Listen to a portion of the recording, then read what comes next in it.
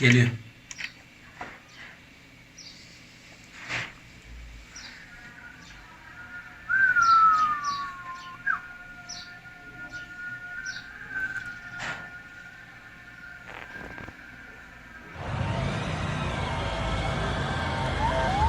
Abi çok kötü oldu, çok. Çok, arabaların hemen hemen hepsi aşağıda, arkadakiler.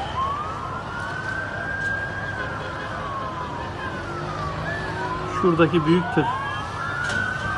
Honda ön dorsesi paramparça oldu.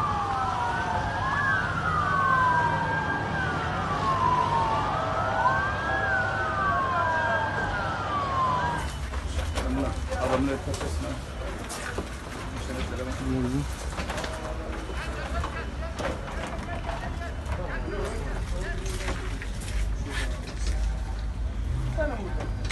Bir tane daha var hadi.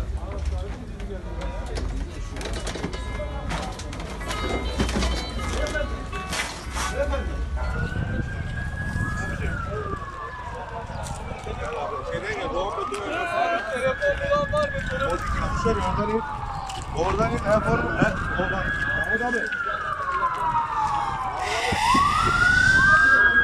Canım o şey işte buraya geldi bana vurdu. Ama bu kameraları niye buraya koyuyorlar? Niye buraya yapıyorlar ya?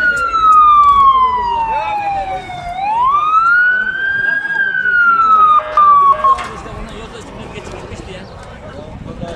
Fikrin üstüne şeyden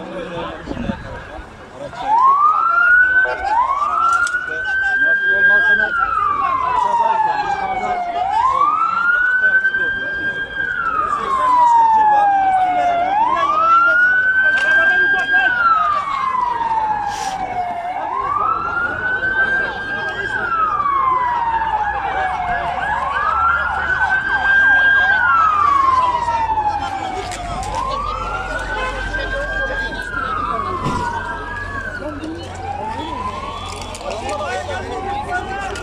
geliyor avrandı itfaiye geliyor. Yok olmaz. Ya araba kalkmasın.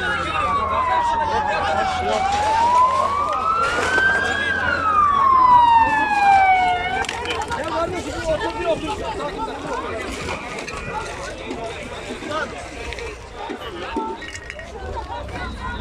Kimse Şu araçta en baştakine gidin.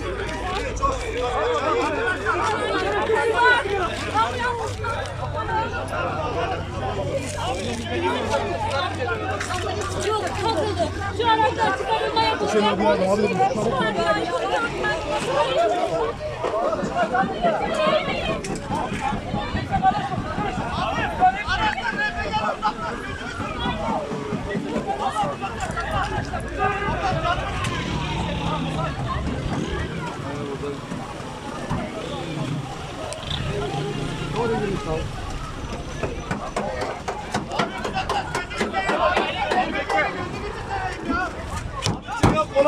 Kapı kilitli. Kapı şeyini açtı.